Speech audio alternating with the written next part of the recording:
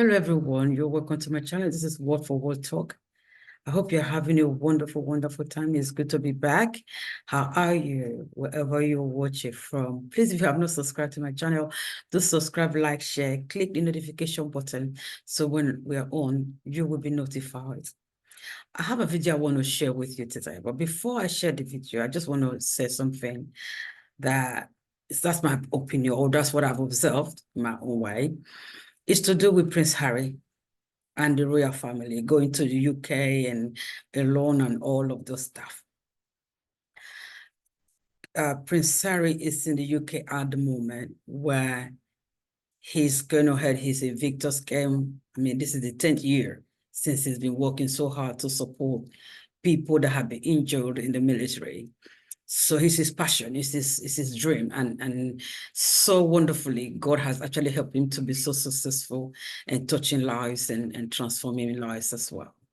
So on this particular video, well, before I talk about the video, there's just some talk here and there. You see the papers, the UK papers saying the father, King Charles, snubbed Harry. First of all, they had to put that in the the front page.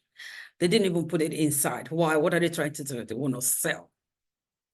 And some of these other television channels, what do they want to do? Because they know people like Harry. When you say Harry, Meghan, people click on their YouTube video or whatever so that they can get more views. So most of these things are just for marketing and views, okay? If we just take it back a little bit, we know that the situation with Prince Harry, Meghan, and the royal family, well, they're all royal family, but the part of the royal family, is to do with this situation with the press and all of that. That's part of it. Part of it was that when she wanted help for her mental issue, nobody was there. When Harry wrote the spare, or when the interview he had with ITV, what he said was this: the royal family, the family, you know, when you have this family where you could run to your dad and discuss things and whatever, or to the queen as a grandmother, he doesn't really have that. They don't, not just him. You know, you have to be structured in. He made a complaint that it's the institution that governed the family. He wanted to change. He wanted the family to be first and not the institution. The institution should not dictate when to see his grandmother, when so person to see your dad, or things of such, yeah? That was his complaint. He wanted to be able to go into his grandmother's office or house, whatever, whenever he wants, how he wants. But they didn't grow up like that, you know? And so it's not about, because the video I want to show you, they made it, well, the trust is no longer there, blah, blah, blah. It was, when he was living with them as a child, he grew up in that system. He said the system had affected him because there was no that relationship. Even when his mother died, the way his father announced it to him was different. And for him, there was nobody there to really help him deal with him, with the effect, the mental issues, emotional issue when they lost his mom. It's not that they were not, they said, I don't want to deal with you, or they were being bad to him. It was just the system. They all grew up in that system. So it's not to do with, oh, well, because they left, they moved to the United States, so that's what the situation, you know, is, or, you know, or was. So because of that, they just called them off. That's not true. Absolutely not true. When he went to UK at one point before the Queen died, the Queen had wanted to see him. Then at the last minute, they changed it because they said the Queen has some other things to do. It was official. So he did understand because he grew up in that system. When he's been to UK since before the father was sick or whatever. He's been to the UK where his father couldn't see him because he said he had something to do. He had other engagements. So it has nothing to do with trust at all. It's the system. And that's the system he does not like. And that's one of the things he likes today, that he's able to, one of his, I think, with the Netflix or one of the interview or so that he did, they asked him, and he said he's so happy to be able to ride a bike with his children, because he couldn't do that. Nobody could do that with him, you know? So it's nothing to do with trust at all. Anyway, let's watch the video. Let me know what you think about it. That's just my opinion. I'm not telling you everything about the video, so watch it for yourself and let me know what you think. It's just ridiculous for me for it to be now is because they don't trust him. But he was there when the father first announced his diagnosis, so he went to see him. He was able to spend some time with him. Maybe I might have just, okay, was he thinking he wasn't going to make it? You know, so he had to spend time with him. But now he doesn't have time. It's possible he really doesn't, because the institute come first. The institution, rather, come first.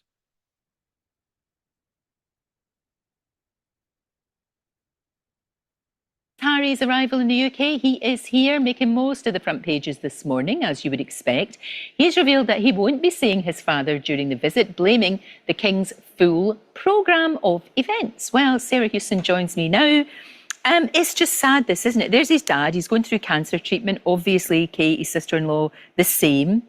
And they're not going to meet, even though they're not that far apart. Yeah, I think sad is exactly the word for this, Lorraine, because I think we all hoped that the news of the King's cancer diagnosis, terrible news like that, can bring families back together. And could this be the moment of reconciliation? But it appears not. And so Prince Harry flew in on his own yesterday from California, landed in London just as the King was heading back to London from Windsor. They're both finding themselves in the same city. You know, normally we've got 5,000 miles and an Atlantic Ocean dividing them. That's not the case now, but there's still no time for a meeting. Yesterday, in fact, they were less than 3 miles apart. Harry attending an event at the Honourable Artillery Company in London, the King there at Buckingham Palace hosting the Fijian Prime Minister, and yet no time in the diary, because we're told by Harry's spokesman of His Majesty's full programme, a diary of commitments and various other priorities. I mean, that's the bit. Yes. Other priorities that really stands out for me. That's a stinger, isn't it? It really is. It's, again, you know, it's very sad. Is there a sense, though, that the family, the royal family, have just kind of closed ranks? Because, you know, it's difficult, isn't it? Because with the best will in the world, the trust is gone. The trust is gone. You know? That's absolutely right. And I think that's certainly the case between the brothers, William and Harry. There will be no kind of reunion between them right now, and particularly while Kate is undergoing her cancer treatment. And to highlight just how big that divide is, Harry and Meghan found out about Kate's cancer at the same time as the rest of us did. Oh, really? They didn't know until that statement was put out in the media. I thought and believed that there were signs of a reconciliation. Certainly the foundations were being laid for it over recent months. In November, the King's birthday, there was a phone call between Archie and Lilibet singing happy birthday to their grandfather. Harry flew over in February and had that very brief visit with his father, the King. He'd said every time he's back in the UK, he'd like to be able to see his family. And you would imagine if the King really wanted to, and yes, he's got lots on. Sure. He could find time. But there's it's a his but. son. It's clear that they don't want to. And it's such a shame. But there is that thing of, well, if we do have a conversation with him, is it going to end up on Netflix? Is it going to end up in another book? This is the thing, isn't it? And it's so blinking sad, because Invictus is brilliant. And that is why Harry's here. It's the best thing he's ever done. It's the most incredible thing he's ever done. There's a ceremony today at St Paul's Cathedral to mark 10 years of the Invictus Games. We will hear their accounts from people who say that what he has done through the Invictus has saved their lives. He has given them a purpose again in their lives.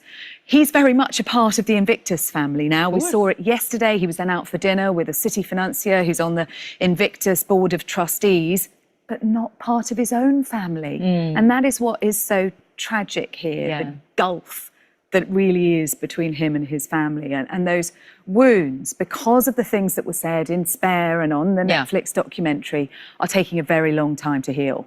Very much so. And it's a shame because the two of them, him and Meghan, we believe, are off to Nigeria. That's still going ahead. Although he does say that he doesn't feel safe in the UK, him and his family, but they're going there. Presumably he will get proper security when he's there. Of course, you would expect that. But yeah, it's just that you sort of look at that and think that's the kind of thing they could be doing. They could have been doing inside the family. They would have been made such a difference. And it's interesting that Harry's here on his own without Meghan, because Meghan has been a huge supporter of what he's been doing for the Invictus Games. So why has she not come here? She's going directly to Nigeria. Well, you can easily fly. One of the routes to Nigeria is via London, but she's not here. Perhaps because of that argument he has over security, that it's not safe for him to bring his family here, it might undermine his case against the Home Office if he suddenly brings them back here. Oh, I never thought about that. Yeah. Right. I think with what you have heard for yourself, what do you think? For me, I just feel, well, Meghan don't want to come because she doesn't want to come. She doesn't want to because she doesn't feel welcome. It's not to do with the interview with Oprah. It's not to do with the Netflix or the Spare book or whatever else they might want us to talk about in the future. It has nothing to do with that, for my opinion. You know what? Because the problem started when she was with them.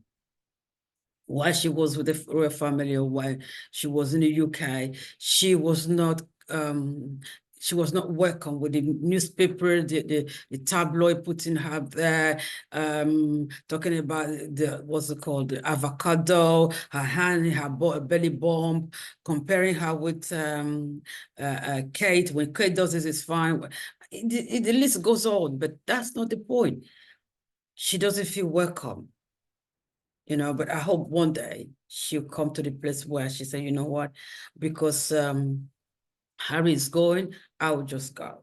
I'll do it for Harry, just for that. Because I believe she's made her statement very clear. She isn't ready to be insulted or to be put in the front of the tabloid, to be saying all stuff about her, you know, and she made her decision. I think at a point, I believe at a point she will decide to go. I hope she does. So what do you think about this? Let me know. Thank you so much for watching.